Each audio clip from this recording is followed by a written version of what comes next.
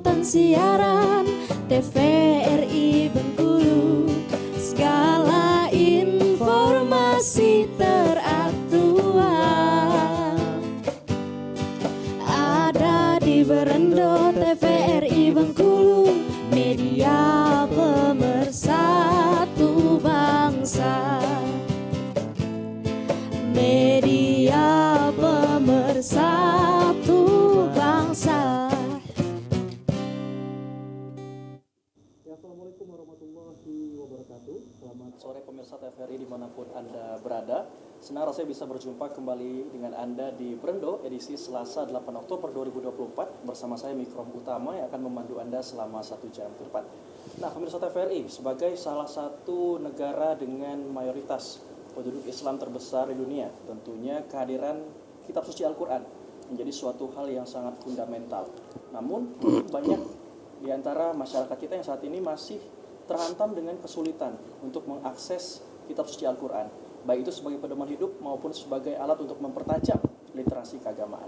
Oleh karena itu kita hari ini akan berbicara mengenai distribusi 20.000 Al-Quran wakaf. Dan tentunya sudah hadir dengan kita di studio pada saat ini dua narasumber yang luar biasa. Kami akan berikan kesempatan untuk menyapa pemirsa TVRI di rumah. Yang pertama ada Bapak Hazairin Hasan, Chief Networking Officer BWA atau Badan Wakaf Al-Quran. Selamat sore Bapak. Assalamualaikum warahmatullahi wabarakatuh. Waalaikumsalam warahmatullahi wabarakatuh. Apa kabar ya Bapak? Alhamdulillah sehat. Kami ucapkan selamat datang kembali di Bengkulu. Baik. Mungkin mau menyapa pemirsa TVRI di rumah? Assalamualaikum warahmatullahi wabarakatuh. Mudah-mudahan kita sehat semua. Oke, dan yang kedua kami hadirkan Bapak Ferry Ernest Parera selaku Karo Pemkes Pemprov Bengkulu. Selamat sore Bapak. Assalamualaikum warahmatullahi wabarakatuh. Selamat sore, selamat kepada seluruh pemirsa TVRI dimanapun kalian berada. Oke, kami dari TVRI mengucapkan terima kasih sudah ingin meluangkan waktunya berbagi dengan pemirsa TVRI di rumah, Bapak. Jadi sebelum kita masuk ke bahasan kita pada sore hari ini mengenai upaya yang sangat luar biasa, upaya yang sangat mulia mendistribusikan 20.000 Al-Quran wakaf. Kami ingin mengenal terlebih dahulu, mungkin pemirsa TVRI di rumah ingin mengenal juga perihal BWA, Pak, Badan Wakaf Al-Quran. Mungkin bisa dijelaskan ke pemirsa TVRI di rumah. Baik. Bismillah. Assalamualaikum warahmatullahi wabarakatuh. Badan Wakaf Al-Quran sebuah yayasan yang awalnya berdiri tahun 2005 dan kita waktu itu masih concern hanya pada bagaimana bisa mengumpulkan wakaf dan mendistribusikan Al-Quran. Awalnya itu. Tapi dalam perkembangan yang sudah kita lakukan, ternyata dalam perjalanan kami, masyarakat itu Pak Ferry tidak hanya butuh Al-Quran, tapi banyak hal-hal lain. Akhirnya kita melakukan inisiasi untuk bikin program-program baru.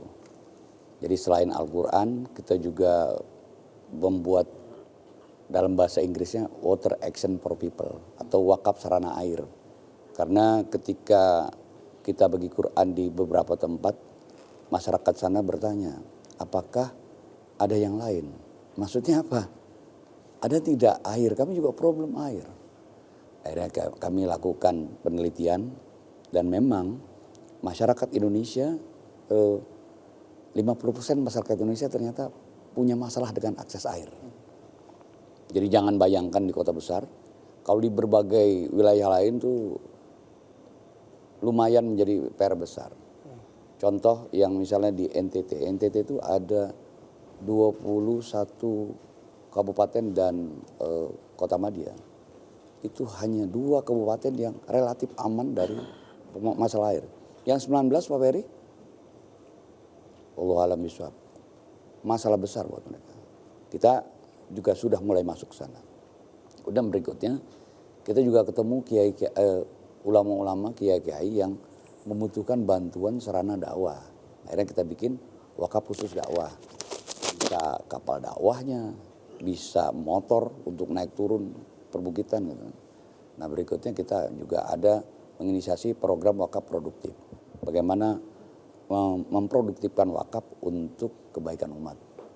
Kemudian dari itu kita juga ada problem lain di pendidikan. Cuman kita mungkin tidak seinten lembaga-lembaga lain. Kalau lembaga lain tuh pakai program beasiswa, catatannya kalau beasiswa pasti hanya anak yang pintar. Anak yang kurang pintar, anak yang masih bodoh gimana? Nah, udah jangan berharap beasiswa. Kita masuk di situ. Kita ingin mengembalikan anak-anak yang putus sekolah ke sekolah tanpa pernah melihat prestasi akademiknya. Kalau yang punya prestasi akademik, biarlah lembaga lain yang menyelesaikan. Kami hanya ingin membantu orang yang merasa tidak punya harapan, tapi kita kembalikan ke sekolah. Deal awal hanya setahun, Pak. Hanya setahun saja. Harapannya apa? Barangkali di tahun depan orang tuanya kita tanya gimana? Alhamdulillah sudah punya ini ekonomi yang baik lagi. Kita stop, kita alihkan ke yang lain. Itu bagian dari program kita. Dan terakhir kita juga mulai masuk ke sedekah kemanusiaan. Sedekah kemanusiaan itu bencana alam ataupun orang yang sedang sakit. Itu personal saya, itu yang kita lakukan. Jadi yang BWA ini tidak hanya fokusnya adalah wakaf Al-Quran, tapi tidak menutup hal lain bahwasanya memang yang dilakukan BWA ini adalah aksi-aksi sosial seperti air tadi di bidang pendidikan. Ya. Ini juga membuat suatu pertanyaan, berarti memang banyak relawan yang ada di BWA ini Pak untuk membantu program-program tersebut. Kalau bicara program secara teknis itu kendalinya tetap dari pusat. Jakarta. Jadi contohnya gini, ketika ada proyek yang ingin kita kerjakan, kita ada tim yang kalau dalam bahasa ilmu sosial Pak Peri, ada asesmen. Jadi kita tidak main, oh ini bantu, tidak. Kita harus assess. Sebenarnya benang merah apa sih yang bisa kita buat? Sebenarnya kunci masalah apa yang harus kita lakukan? Sehingga apa yang kita lakukan itu betul-betul tepat guna. Orang mungkin bilang, apa itu? Tapi begitu in the long run orang, oh itu maksudnya. Itulah pentingnya lakukan asesmen. Nah kita lakukan itu yang dari pusat. Nah adapun bagaimana meningkatkan semangat orang di daerah untuk berwakaf. Nah kita punya beberapa kantor cabang yang melakukan fundraising di berbagai daerah. Lebih kurang 33. 33. Tidak di semua provinsi. Kenapa begitu? Misalnya di Jawa Tengah. Jawa Tengah tuh di Solo ada, di Jogja ada, di Purwokerto ada, di Tegal ada. Bukan cuma di Semarang. Nah, gitu. Tapi di provinsi lain, Medan mungkin di kota provinsi, di Palembang. Insya Allah ke depan mungkin Bengkulu. Amin. Bengkulu kita buat. Karena Bengkulu sekarang baru tim yang pemetik manfaat yang membagikan. Nah gitu. Ya insya Allah. Insya Allah ke depan. Ya. Oke, jadi menarik ya kalau kita bicara soal BWA ini. Dan salah satu upaya yang dilakukan adalah pendistribusian Al-Quran ini. Dan memang saya dengar tadi sudah tahun ketiga di Bengkulu. Tahun ketiga. Mungkin kami ingin mengetahui apa inisiasi atau tujuan yang melandasi sehingga diadakannya distribusi Al-Quran wakaf ini Pak. Oke. Pertama secara natural ya, kita kalau ingin bicara tentang mapping, karena kita kalau nggak mapping nyasar nih, kita mulai ilmu anak-anak sekarang harus pakai map. Jadi mappingnya begini, dari jumlah penduduk di Indonesia, katakanlah sekarang orang Islam 80%. Let's say ada 230 juta orang Islam di Indonesia. Dari 230 juta orang Islam di Indonesia, katakanlah 130 juta yang sudah punya. Nah, artinya pasar yang kita harus ambil itu 100 juta. Berarti lebih kurang 100 juta Al-Quran. Tinggal berapa tahun kita akan capai. Kita sedang berupaya bagaimana minimal setahun itu 1 juta Al-Quran. Ternyata berat. Di 3 tahun terakhir itu average kita 500.000 setahun yang bisa kita kolek untuk masyarakat. Nah, sekarang ini baru paling banyak 2,3 juta yang baru kita bisa salurkan ke jumlah penduduk. Nah yang kedua kriterianya kita pakai ilmu simple sampling. Simple sampling itu gini, jumlah penduduk di Bengkulu berapa yang orang Islam? Katakanlah 2 juta gitu, 2 juta. Ya udah bikin program 100.000. Artinya dengan pasar yang sepertinya turun 100.000 nih nggak ada masalah. Nah, dibikin kayak gitu. Tapi detailnya kita perlu kawan. Nah, kawan-kawan di sini yang akan memetakan. Jadi kalau nuwunnya ke pemerintah daerah, kita rasanya pemerintah daerah nggak mungkin menolak itu. Betul tidak Pak? Betul. Karena kami sadar ini kan problem bersama-sama. Betul. Tapi kalau pemerintah daerah udah hebat, jangan tanggung jawab kami. Ya alhamdulillah gitu kan. Tapi belum. Karena di beberapa Pemda seperti kita tadi ke Bengkulu Tengah, Ya. mereka sadar ya kami belum bisa mengadakan ini suatu hal yang luar biasa. Gak apa-apa, jangan sedih bilang. Karena kenapa? Ada lagunya. Kok ada? Itulah Indonesia. Yep, the fact kita harus sadar lah, nggak apa-apa. Jadi ketika pemerintah belum bisa berbuat, ada bagian masyarakat yang ingin berpahala, ya sudah kita going together lah untuk menyelesaikan masalahnya bersama-sama. Ya, karena memang sebagai negara muslim tadi Pak ya. Betul. Memang kebutuhan akan Al-Quran ini sudahnya harus disetarakan dengan kebutuhan sandang pangan seperti beras segala macam, bahkan di atas itu. Dan Pemda Jadi PR lah. menerima ya. Ya. Dan selanjutnya saya akan ke Pemda. Siap. Tapi kita Siap. tahan dulu karena Siap. ada yang mau lewat. Siap. Kita iklan dulu terlebih dahulu. Ya, siap. Teman-teman tetap di Brendo hari ini bersama kami tentang distribusi wakaf Al-Quran sebanyak 20.000 di Bengkulu. Jangan kemana-mana, tetap di Brendo.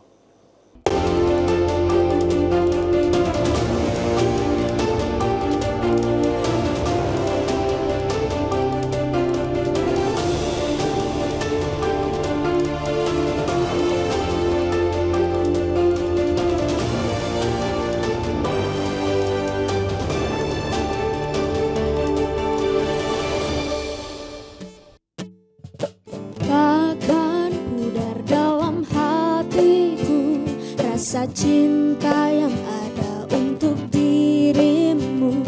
Ku lelah dengan semua yang ada, ingin ku lepas semua. Pastinya kau cari pengganti diriku saja, karena kita sudah tak saling bicara. Oh, pastikan cerita tentang kita yang telah lalu hanya ada dalam ingatan hatiku. Ya pemirsa TVRI, terima kasih Anda masih bersama kami dalam Brendo. Oke, tadi kita bicara perihal kolaborasi. Tentunya hal-hal sosial seperti ini memang memerlukan kolaborasi. Saya mau ke yang mewakili pemerintah daerah Provinsi Bengkulu, ke Pak Ferry. Bagaimana responnya terkait program ini Pak? Ya, terima kasih. Assalamualaikum warahmatullahi wabarakatuh. Assalamualaikum. Kami hormati dari Pak Hazairin dari BWA.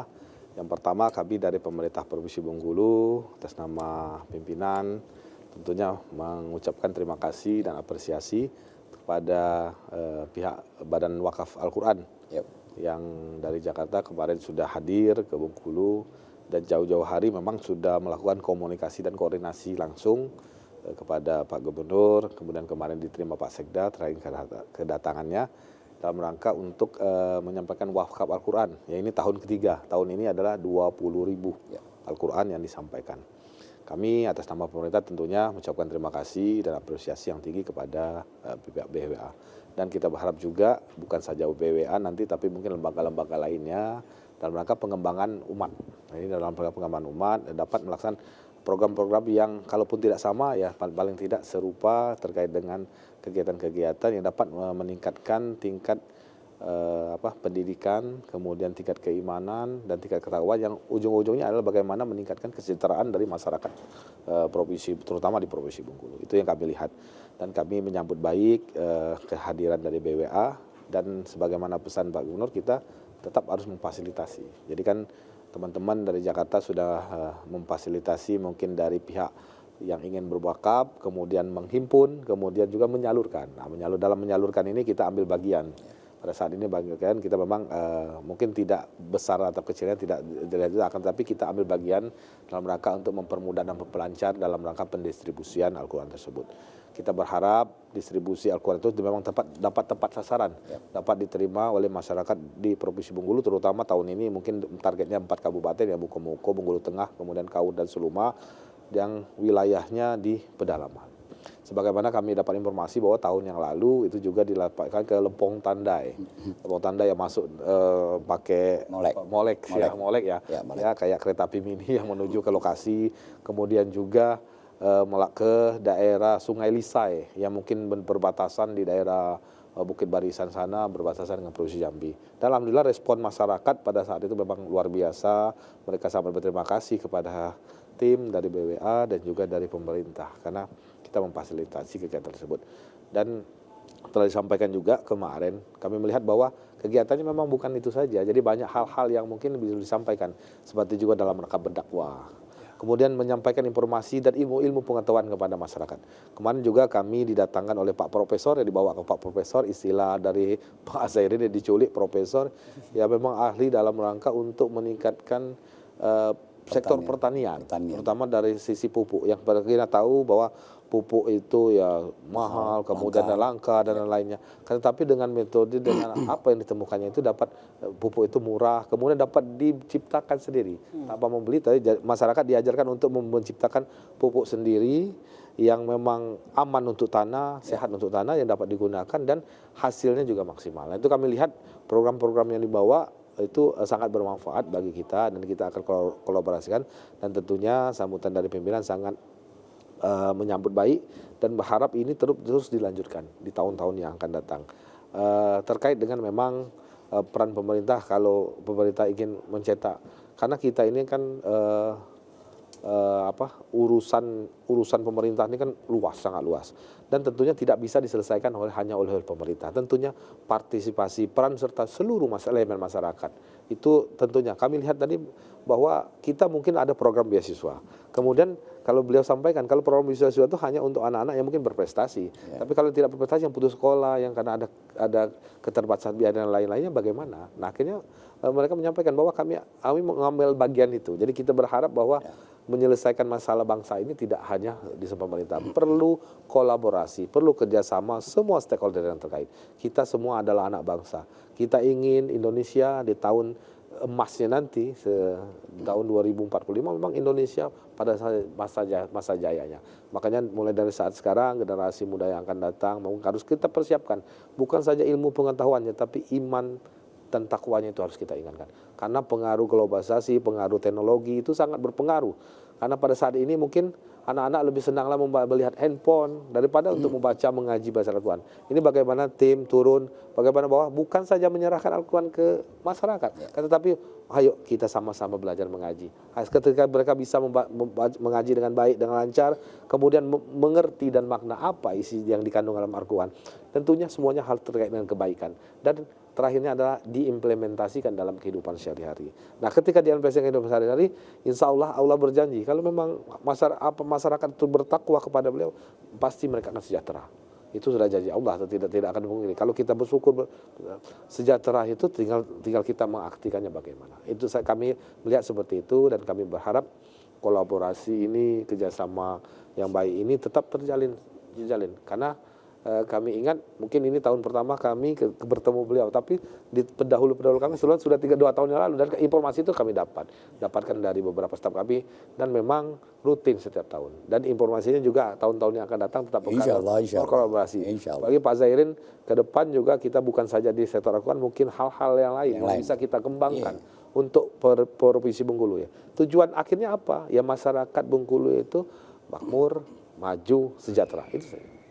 Oke, jadi memang kolaborasinya sudah terjalin cukup lama, terjaga sampai hari ini dan insya Allah nanti. Insya Allah. Tapi bicara soal Biro Pemkesra juga, tadi kita bicara soal kemakmuran kesejahteraan. Apakah dari kegiatan-kegiatan yang dilakukan bersama BWA, apakah di Pemkesra juga memang mengadopsi atau punya program-program khusus untuk kesejahteraan masyarakat? Ya, kita mempunyai kan, kita mengambil sisi lainnya. Sebagaimana program kita adalah bagaimana kita memberikan hibah kepada rumah-rumah ibadah yang ada di Provinsi Bengkulu. Setiap tahunnya selalu kita anggarkan.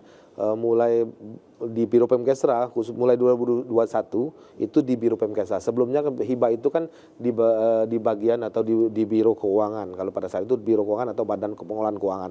Tetapi mulai 2021 regulasinya kembali kepada OPD yang mengampunya. Kami mulai 2021 itu telah menyalurkan dana hibah hampir setiap tahunnya itu kita anggarkan hampir 12 sampai 15 miliar untuk bantuan ke rumah-rumah ibadah. Selain itu juga kepada lembaga-lembaga yang terkait dengan keagamaan. Jadi rumah ibadah itu bukan saja masjid, tapi sebuah gereja, pura, dan itu dalam rangka untuk membangun karakter umat, membangun ketakwaan umat. Itu yang kita lakukan.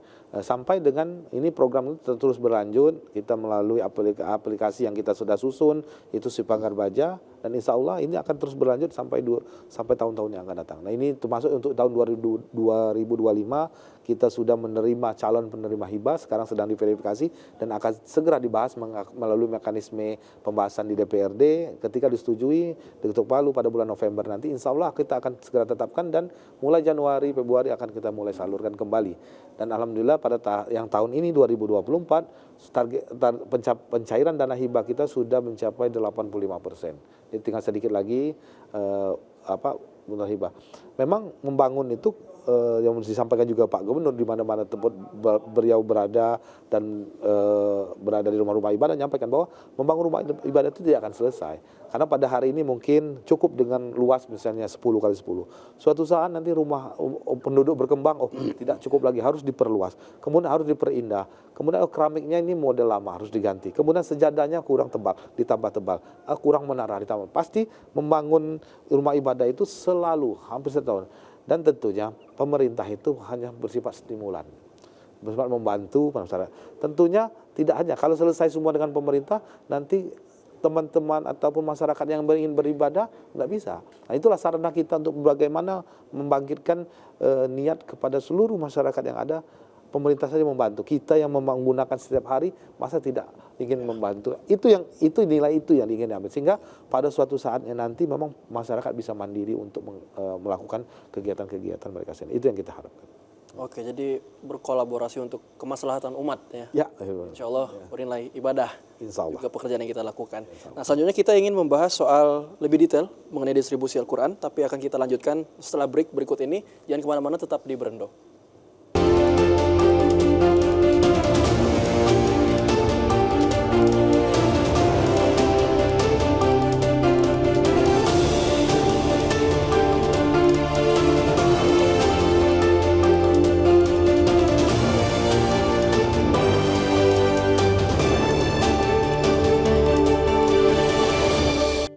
Ya pemirsa TVRI, terima kasih Anda masih bersama kami dalam Berendo edisi Selasa 8 Oktober 2024. Nah, kami mau kembali perihal pendistribusian wakaf Al-Quran. Jadi 20.000 ini angka yang sangat luar biasa banyak Pak. Tapi mungkin kami ingin mendapatkan cerita bagaimana awal proses seperti apa yang dilalui untuk mengkolektifkan Al-Qurannya seperti apa, memulai pendistribusiannya seperti apa, bahkan mungkin fundraising seperti apa, dan sampai ke tangan masyarakat yang membutuhkan itu seperti apa, mungkin bisa diceritakan. Baik. Kalau bicara soal distribusi, itu kan sebetulnya di hilirnya. Ya kalau bicara hulunya dulu, pertama kita melakukan mapping. Sebenarnya kalau di sebuah provinsi, itu paling tepat berapa angka yang akan kita keluarkan untuk kita ambil. Misalnya, apakah 100.000, apakah 50.000? Nah, itu yang pertama. Yang kedua, angle apa yang mau kita ambil di daerah situ? Apakah pelosok pedalamannya dengan cerita molek itu tadi? Karena kalau kita waktu riset, misalnya kita cerita soal molek. Molek itu yang menariknya apa sih? Oh ternyata gila. Molek itu sesuatu yang jadi entry point kita masuk, ternyata di sana ada tambang besar. Ya. Betul Pak ya? Ya. Yang barangkali kalau kita kulik lagi orang akan, oh ternyata itu disebut Batavia kecil. Oh ternyata bagian emas Monas itu dari daerah sana. Wah itu kan jadi sesuatu. Itu aja udah interestingnya udah dapet tuh, ya kan?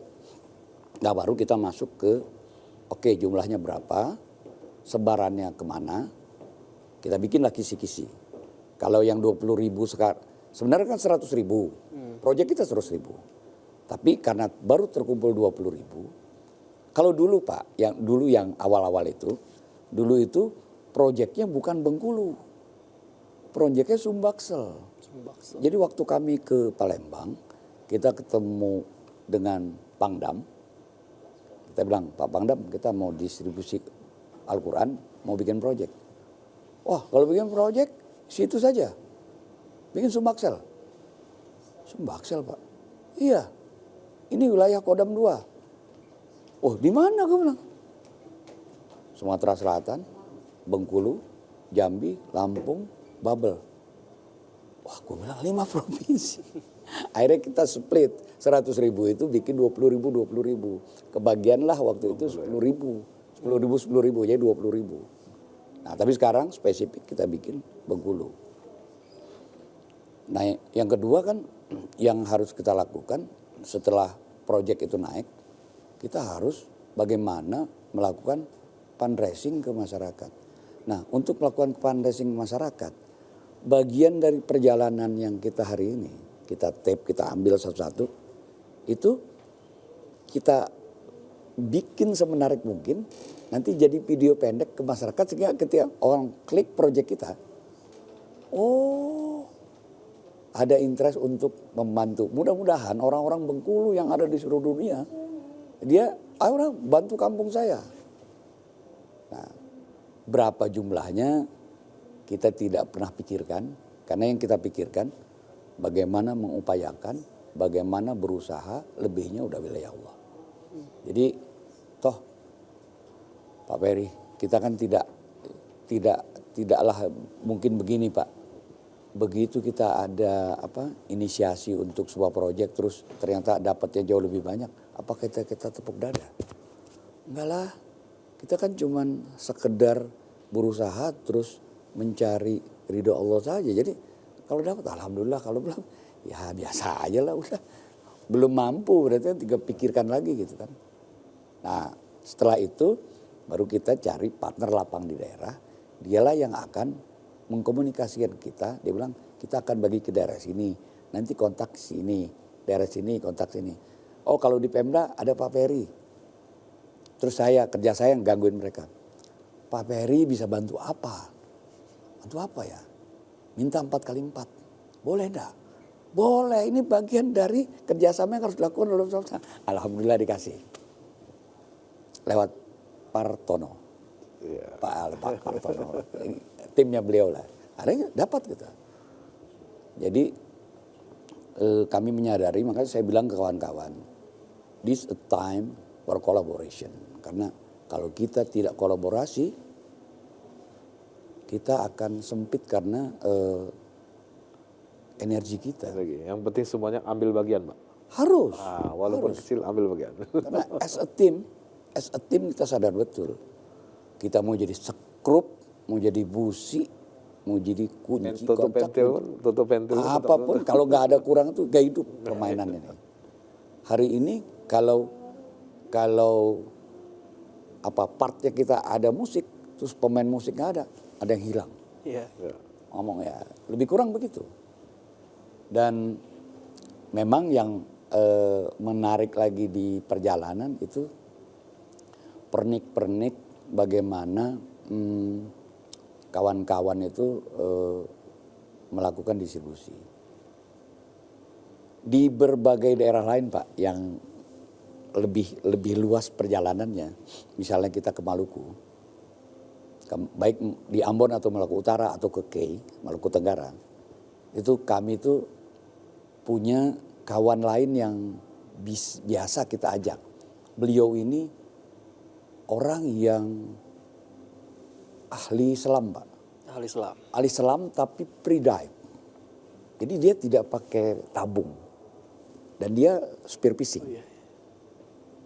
Saya challenge dia ikut ke daerah. Oh ini, saya suka. Dia ngerti kan, udah ke beberapa negara dia. Kita ajak, misalnya di Maluku yang plural kan. Ini kampung Islam, ini kampung Kristen. Nggak ada masalah buat kita. Gue bilang targetnya ini perahu, ini tembakannya cari ikan. Siap, cari ikan, dapat 1 kapal, bagi tuh semua kampung. Jadi tidak pernah pilih ini Islam, bagi semua. Dan aneh, buat saya aneh. Kenapa aneh? Di Maluku yang ikannya banyak, ternyata orang megang ikan di atas 2 kilo jarang, Pak. Loh, kalau orang mancing, Pak, paling gede berapa, Pak? Kalau teman kita yang selam tadi, dia bisa ambil yang 10 kilo kan, das. Tapi nyelamnya kan harus punya ilmu tuh. Iya. Nah, kita bagi, ya jadi selalu karena bicara atas nama kolaborasi, kita lihat ekspertis apa yang bisa dilakukan, kita lakukan. Yang kadang-kadang belum tentu penyelam lokal sanggup lakukan itu, tapi kita ajak penyelam lokal. Jadi mereka nambah ilmu. Transfer ilmu juga. Nah itu. Nah, belum lagi yang seperti Pak Peri tadi bilang, kami punya kawan lain lagi yang expert di herbal. Jadi herbal itu dia bukan cuma pupuk saja, juga obat juga, makanan sehat juga. Ternyata banyak makanan sehat yang bisa kita lakukan dan contoh, Pak Peri makan beras, Ya. makan beras kan? Makan, Pak. Antum tahu tidak, beras itu kalau antum simpan 2 tahun rusak itu. Tapi antum tahu tidak, kalau sagu antum simpan sampai 25 tahun, Pak, aman. Itu. Dan di Candi Borobudur, kalau antum lihat gambar-gambar itu, tidak ada beras, yang ada sagu. Dalam bahasa Jawa, makanan nasi itu kan sego. Jangan-jangan asalnya dari sagu itu. Nah itu menarik dan saya diajarin oleh Prof. Karena itu kan makanan sehat itu sagu itu. Cuman salahnya ada pergeseran orang-orang di Ambon di Papua itu pada pindah ke nasi. Sehingga mereka banyak yang gak sehat. Itu jadi implementasi itulah yang menarik itu bukan cuma sekedar distribusi Quran, tapi turunan-turunan yang bisa kita lakukan ke masyarakat. Belum lagi misalnya soal pertanian itu tadi. Kita ingin bagaimana membuat saudara kita petani itu bisa mandiri, tidak perlu lagi beli pupuk, dia beli bahan-bahan saja dan harga yang barangkali jauh lebih murah kemana-mana. Oke, jadi nanti ini merupakan hal yang menarik juga Pak ya. Ada tentang pemberdayaan masyarakat mengenai pupuk. Nanti kita akan bahas itu juga mungkin bagaimana point of view dari pemerintah daerah melihat program yang dilakukan. Harus setuju. Seperti Harus itu. setuju. Harus setuju. Tapi kita tahan dulu Ya, siap, karena siap. kita mau Siap. break terlebih dahulu. Tetap Siap. bersama kami, jangan kemana-mana, hanya di Brendo.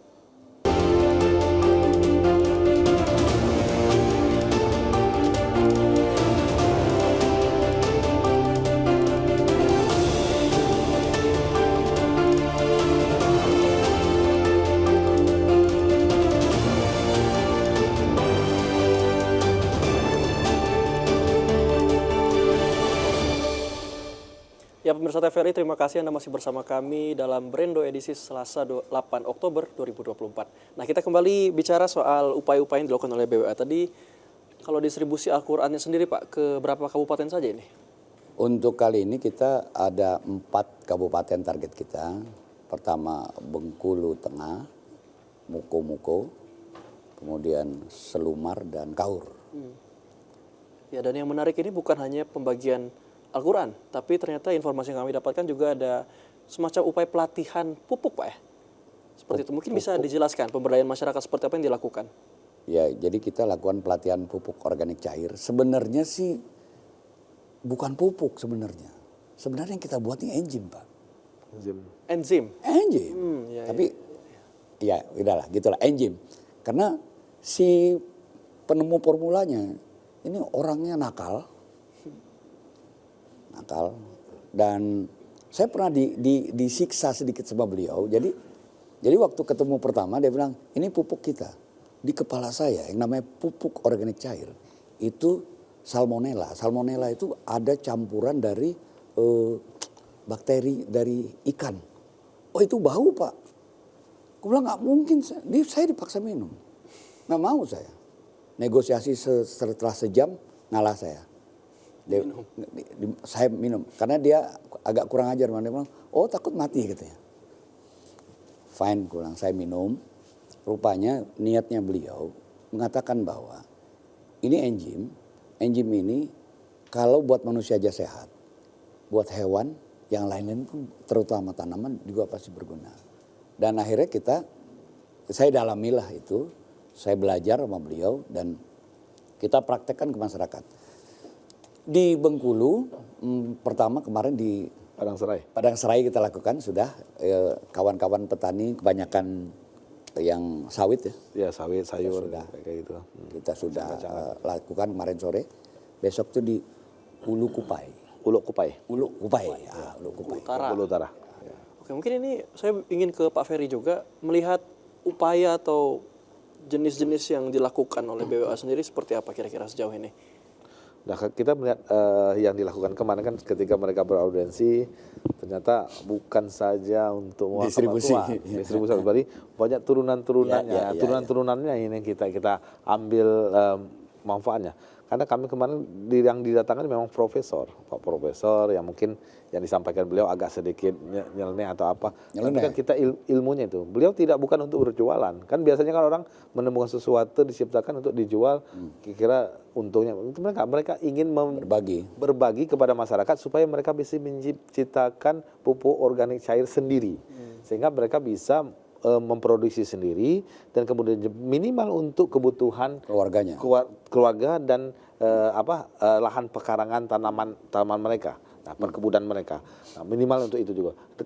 Untung-untung nanti kalau memang mereka bisa memproduksi lebih bisa untuk untuk meningkatkan income keluarga mereka. Itu yang kita harapkan. Dan kemarin pimpinan kami Pak Sekda juga sangat tertarik dengan yang antusias. Dan kita sudah minta tolong ditularkan dengan orang Bengkulu. Dan alhamdulillah kemarin ada salah satu tim dari sini Pak Dede ya kan yang untuk diajarkan. Pak Dede yang tanggung jawab. Menjadi tanggung jawabnya untuk bagaimana meneruskan ilmu Pak Profesor ini bisa kita terapkan di Bengkulu dan kita bisa untuk tularkan ke masyarakat banyak. Jadi beliau juga tidak ada hitung-hitungan ya kalau sekian untuk itu enggak ada, tapi murni untuk memberikan pembelajaran secara ya bahasa kasarnya gratis kepada seluruh masyarakat yang ingin belajar bagaimana. Sebetulnya nggak gratis Pak, dia cari amal jariah. Ya. Itu nggak gratis. Dia dibayar, tapi dibayarnya oleh Allah. Allah yang bayar. Ya itu betul. Kedua kalau malam dia minta pindang. Minta pindang. Itu yang dilakukan sehingga kita sangat mensupport itu. Nah suatu saat nanti kan Pak Dede akan komunikasikan, kita akan juga komunikasi dengan instansi dan stakeholder yang terkait dengan bagaimana pengembangan ini. Dan kita berharap bahwa memang kita tahu kondisi tanah kita yang dahulu katanya tongkat kayu dan itu jadi tanaman, sekarang memang sudah karena diberi pupukan organik yang berberi zat-zat kimia kan rusak. Berpengaruh dengan adanya pupukan buku organik ini kita berharap tanah itu kembali untuk pulih sehingga diharapkan hasilnya itu ya. Saya kepengen endingnya gini, nanti Ustadz Dede saya minta entah di mana tempatnya harus ada demplot.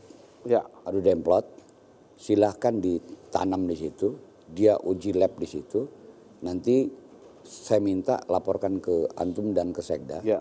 Dari situ menurut saya rugi betul Sekda kalau tidak mau kembangkan ini buat masyarakat. Rugi. Ya. Insya Allah. Jangan marah Pak. Insya Allah.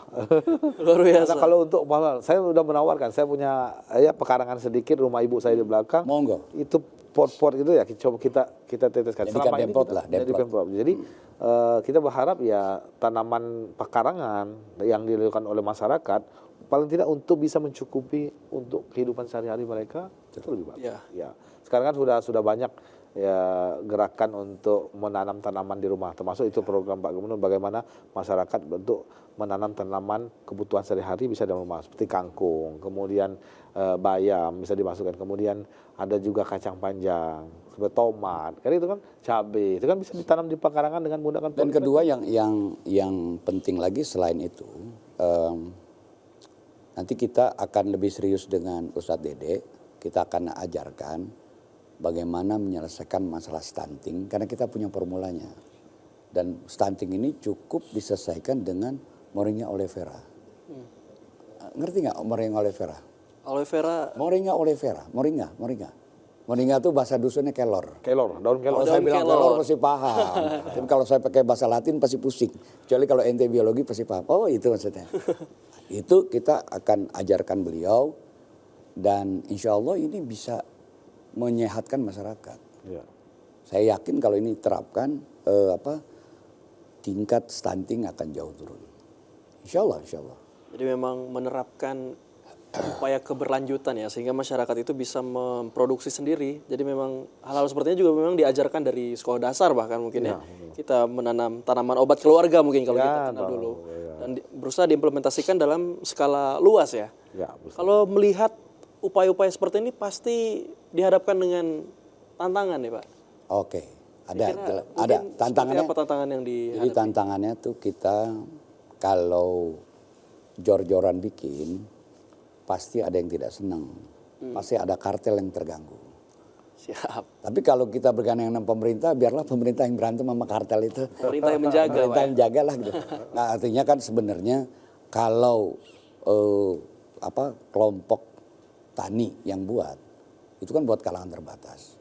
Ya. Gak ada yang bisa marah. Orang sekarang kalau bikin minuman apa yang diaduk terus ada orang, kamu kutangkep karena kamu ilegal. Masa iya bikin madu diaduk-aduk sendiri terus kita minum, masa kita mau ditangkap? Enggak lah, apalagi ini buat kalangan terbatas. Itu buat mereka sendiri kan itu. Insya Allah itu Pak Peri tahulah cara bagaimana menyelesaikannya secara adat ya Pak. Adat pemerintah gitu maksudnya, adat pemerintah. Insya Allah. Mungkin saya ingin melihat point of view tantangan dari pemerintah daerahnya. Ya. Seperti apa kira-kira Pak? Kita dengarkan ini.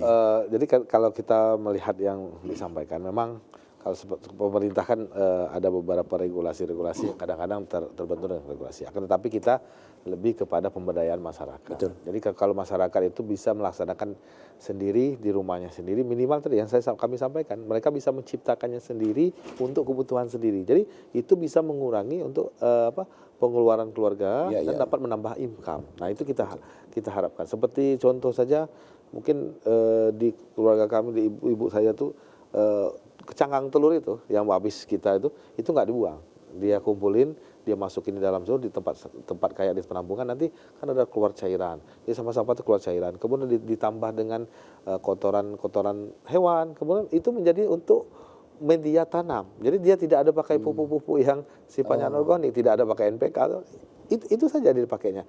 Jadi alhamdulillah memang hasil ya kayak tomat, terong, optimal ya optimal, jadi minimal bahan-bahan yang ada di sekitar kita itu kita manfaatkan, tidak melulu harus mencari tempat, apalagi disampaikan tadi ekstrak daun kelor. Ya, daun kelor itu kan sangat banyak. Tinggal kita gunakan. Apalagi seperti waktu zaman Covid itu kita pernah mencari daun apa tuh yang dulu banyak. Akhirnya orang untuk direbus dia minum dan dia memang punya khasiat dan memang kita kan kaya dengan herbal yang ada. Nah, tinggal bagaimana memformulasikannya supaya supaya bermanfaat bagi masyarakat. Oke, luar biasa. Selanjutnya ini nanti kita mau bicara lagi soal distribusi Al-Quran. Luar biasa sekali upaya-upaya yang dilakukan oleh pemerintah daerah Provinsi Bengkulu dan juga BWA dalam berkolaborasi dan berkarya. Tapi kita break dulu sejenak, tetaplah bersama kami hanya di Brendo.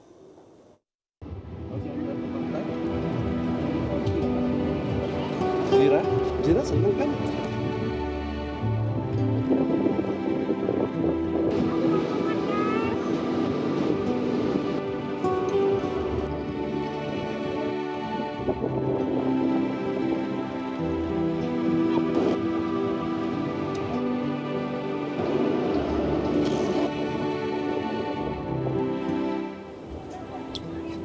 Ayah mereka buang sampah sembarangan. Apa dia nggak sayang sama bumi kita ini? Kalau lisan dan tulisan tidak lagi dipahami, maka yang harus kita lakukan adalah aksi. Kita buang sampahnya yuk. Ayo.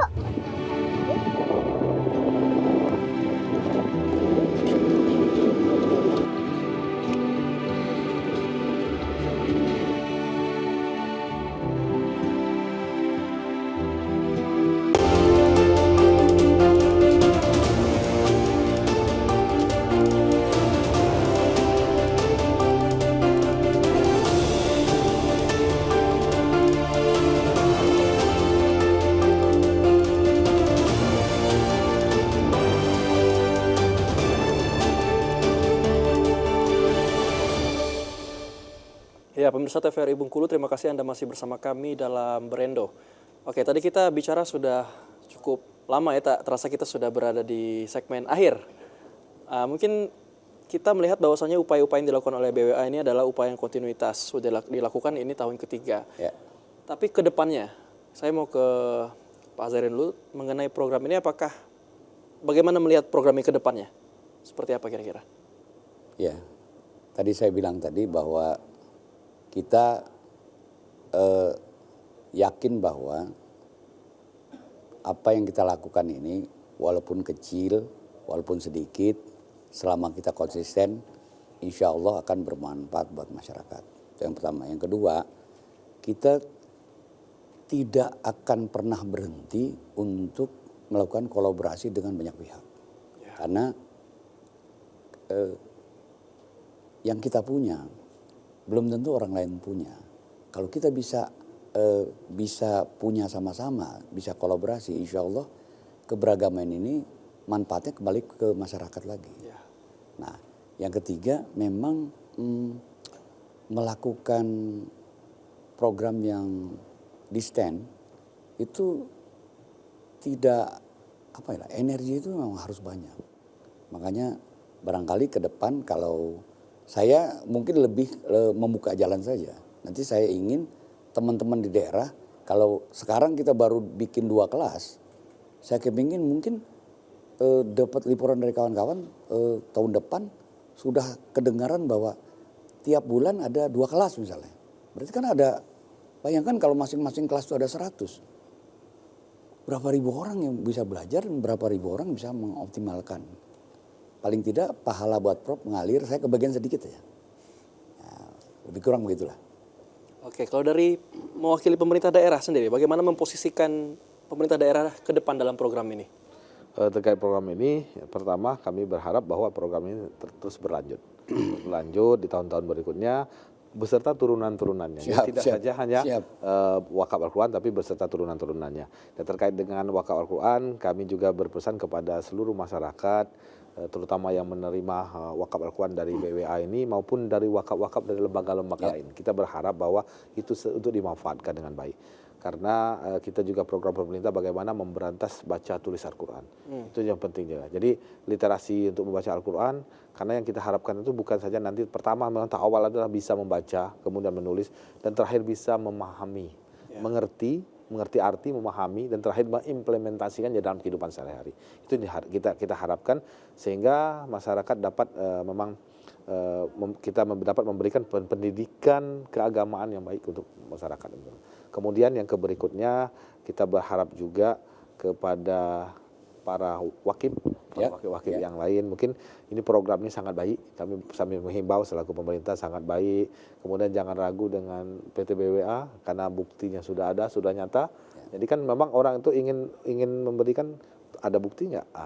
Seperti itu kan. Nah, apakah salurkan betul tidak? Nah, sudah terbukti bahwa sudah tahun ketiga kami selaku pemerintah daerah didatangi teman-teman dari BWA menyampaikan wakaf dari para wakif yang ada di seluruh Indonesia bahkan seluruh dunia yang mewakafkan kepada lembaga ini, bagaimana untuk disampaikan kepada masyarakat yang memang membutuhkan. Kita berharap semuanya dapat bernilai ibadah, baik yang menyerahkan, bukan yang kemudian yang menampung, yang menyalurkan dan yang memfasilitasi semua, termasuk dari TVRI juga yang memfasilitasi mempromosikan ini. Kita berharap semuanya dapat pahala dari Allah Subhanahu Wa Taala, dan tujuan akhirnya bahwa masyarakat Bengkulu harus menjadi masyarakat yang maju, masyarakat yang hebat, dan masyarakat yang sejahtera. Itu yang kita harapkan ke depannya. Oke, saya mau ke Pak Zairin lagi. Pesan untuk masyarakat Bengkulu, wabil khusus untuk penerima manfaat dari wakaf Al-Quran ini. Seperti apa yang ingin disampaikan? Ya, mudah-mudahan ini jadi pahala yang mengalir untuk para wakif. Karena ketika, jadi underlying begini, ketika ada Quran wakaf, kemudian ada penerima wakaf, tapi tidak ada yang mengantarkan, ini tidak sampai. Mengantarkan ketika tidak dibantu kendaraan oleh Pemda, nggak jadi. Artinya apa? Ini tidak juga, gaungnya tidak sampai ke masyarakat ketika tidak disiarkan oleh TVRI kan. Jadi artinya semua pihak punya peran untuk melakukan kebaikan ini. Dan kami yakin sekecil apapun peran, insya Allah Allah akan mencatat. Mungkin itu yang saya sampaikan. Oke, jadi luar biasa sekali kolaborasi ini dan kami dari TVRI juga berterima kasih karena kami yang merasa diberikan kesempatan untuk menyiarkan hal-hal baik yang dilakukan oleh BWA yang berkolaborasi juga dengan pemerintah daerah Provinsi Bengkulu. Kami terus mendoakan dan memberikan semangat bagi kita semua untuk terus melakukan upaya-upaya baik dan tentunya berterima kasih juga sudah hadir pada sore hari ini Bapak-Bapak sekalian. Kami mengucapkan terima kasih kepada Bapak Hazairin Hasan selaku Chief Networking Officer BWA dan juga Pak Ferry Ernest Parera selaku Karo Pamkesra Pemprov Bengkulu. Dan tentunya dua statement akhir tadi juga turut mengakhiri rangkaian kebersamaan kita dalam Brendo hari ini dengan tema distribusi 20.000 Al-Quran Wakaf di Bengkulu. Terima kasih sekali lagi, semoga bisa berjumpa kembali dalam keadaan yang insya Allah baik, terus baik, dan sama-sama berusaha untuk kemaslahatan umat di Provinsi Bengkulu. Akhir kata saya Mikrom Utama, mewakili kerabat kerja yang bertugas pada hari ini, pamit undur diri. Kami akhiri wabillahi taufiq wal hidayah. Wassalamualaikum warahmatullahi wabarakatuh. Waalaikumsalam. Sampai jumpa di Brendo berikutnya.